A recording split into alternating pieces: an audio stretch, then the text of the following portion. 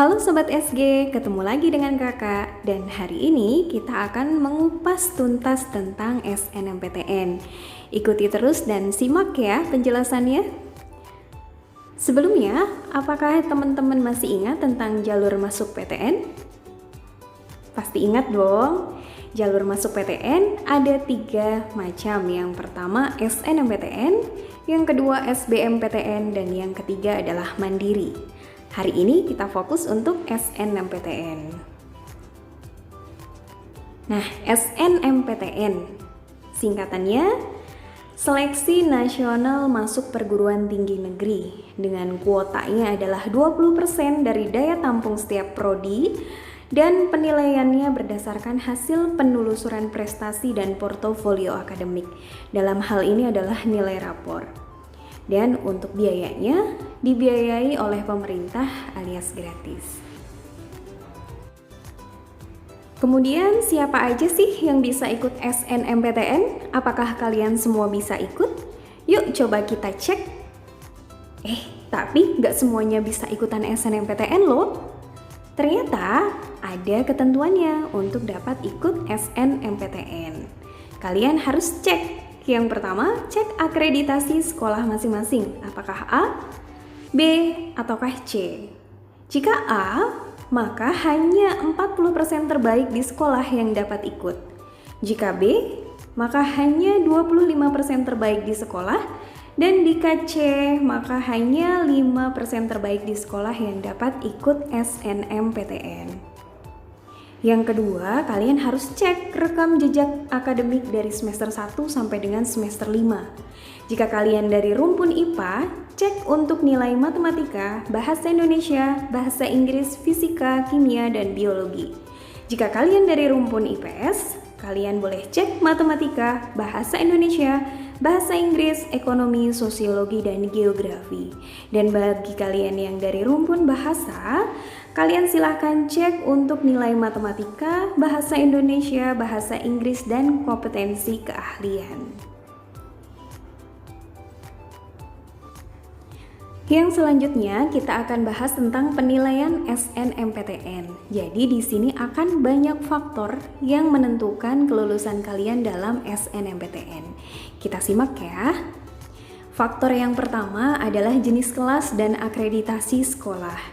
Jenis kelas itu contohnya ada akselerasi, ada kelas unggulan, dan juga ada kelas reguler.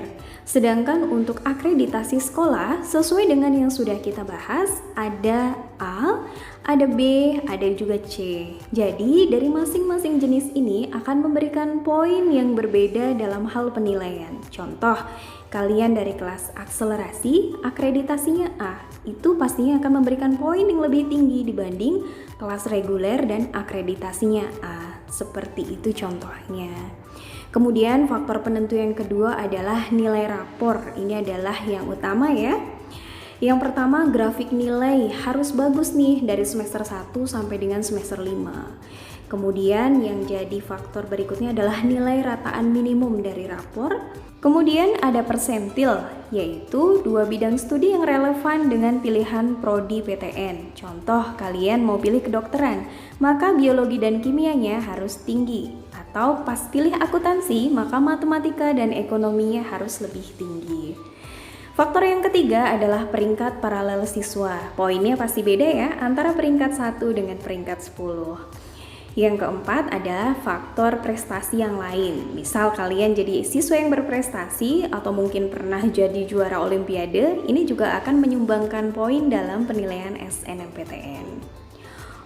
Faktor berikutnya ada rasio alumni yang diterima pada PTN tujuan. Semakin banyak kakak kelas kalian yang diterima di prodi dan PTN tertentu, maka semakin besar juga peluang kalian untuk diterima. Untuk data ini, kalian bisa cek di guru BK masing-masing sekolah kalian. Nah, faktor berikutnya ada tren IPK alumni pada PTN tujuan. Kalau IPK kakak kelas kalian bagus, peluang kalian diterima di PTN tersebut juga akan tinggi. Nah, ternyata faktor alumni juga penting loh dalam menentukan kelulusan kalian pada SNMPTN.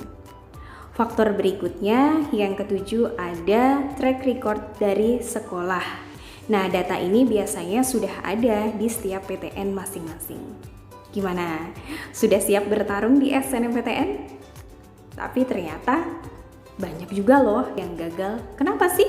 Karena sebagian besar penyebab kegagalan di SNMPTN itu tidak banyak diketahui oleh teman-teman semua. Kita coba simak yuk. Penyebab yang pertama karena adanya kesalahan dalam pilihan prodi dan PTN. Harus sesuai dengan rumpun program, saintek atau sosum, tidak disarankan lintas jurusan. Kemudian ada juga yang gagal karena tidak memperhatikan persentil dari 2 bidang studi dari prodi tersebut.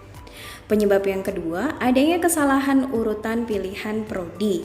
Misal ada 2 pilihan prodi nih, kalian harus bisa menempatkan prodi yang mana yang harus di urutan pertama.